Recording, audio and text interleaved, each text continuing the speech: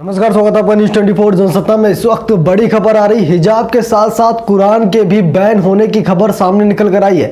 पूरी वीडियो मैं आपको दिखाने जा रहा हूं क्योंकि मुसलमानों ने अभी तांडव भी कर दिया है। पूरी वीडियो देखने के बाद आप खुद हैरान हो जाएंगे। आखिरकार अभी तक तो विवाद हिजाब पर था, अब मामला कुरान पर क्यों आ गया।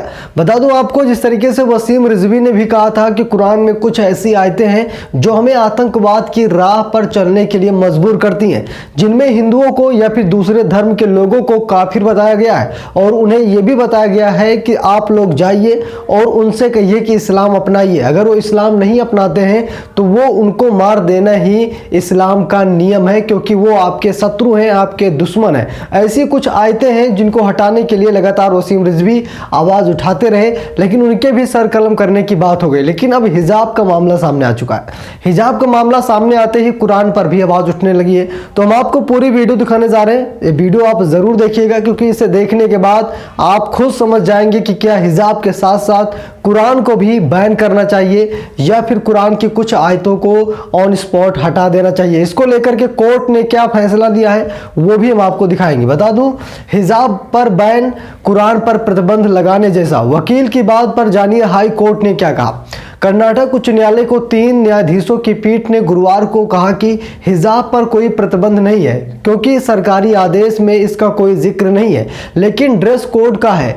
मामले की सुनवाई शुक्रवार तक के लिए स्थगित हो गई है। मुख्य न्यायाधीश ऋतुराज अवस्थी ने यह टिप्पणी तब की जब एक याचिकाकर्ता की ओर से पेश हुए डॉक्टर विनोद कुलकर्णी ने कहा कि हिजाब पर प्रतिबंध कुरान पर प्रतिबंध लगाने जैसा है। बता दूं, डॉक्टर कुलकर्णी की इस दलील पर आपत्ति जताते हुए न्यायमूर्ति अवस्थी ने पूछा कि क्या हिजाब और कुरान एक ही चीज है। इस पर कुलकर्णी ने कहा कि मेरे लिए नहीं, लेकिन पूरी दुनिया के लिए ऐसा ही है। मैं एक हिंदू ब्राह्मण हूं और कुरान पूरी दुनिया भर के मुस्लिम समुदाय के लिए है। डॉक्टर कुलकर्णी की याचिकाकर्ता द्वारा शुक्रवार को और रमजान के आने वाले महीने के दौरान छात्राओं को हिजाब पहनने की अनुमति देने के लिए एक अंतरिम आदेश की मांग भी की गई है, क्योंकि इसे मुसलमानों के लिए एक शुभ दिन माना जाता है। इस मसले पर हालांकि कल दोपहर 2:30 पर फिर से सुनवाई की जाएगी। यानी कि लगातार हिजाब का मामला तूल पकड़ता चला जा रहा है। हिजाब का मामला अब देखा जाए तो कुरान तक भी पहुंच गया है।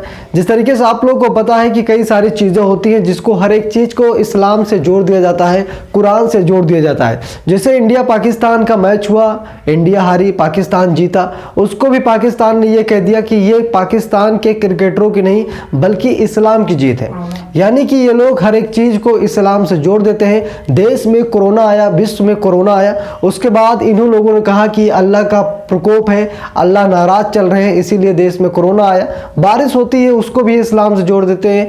यानी कि हर एक मनगढ़ंत कहानी ये बना लेते हैं, जिसकी वजह से हमेशा इनके धर्म पर विवाद होता ही रहता है। बता दूं, कभी भी हिंदुओं ने ये नहीं कहा कि मैं भगवा पहनकर स्कूल या कॉलेज जाऊंगा, कभी विवाद नहीं उठा। हिंदू हमेशा शांतप्रिय रहा है, हिंदू हमेशा लोगों का मार्गदर्शक रहा है और हिंदू ने कभी भी तलवार नहीं उठाई है। कभी भी जो हिंदुओं को आतंकवादी कहा जाता है, हिंदू कोई आतंकवादी नहीं है। आतंकवादी तो मुसलमान निकलते हैं साहब। जरूर कुछ लोगों को बुरा लग रहा होगा, उसके लिए माफ़ी मांगता हूँ, लेकिन सच्चाई है तो बतानी पड़ेगी।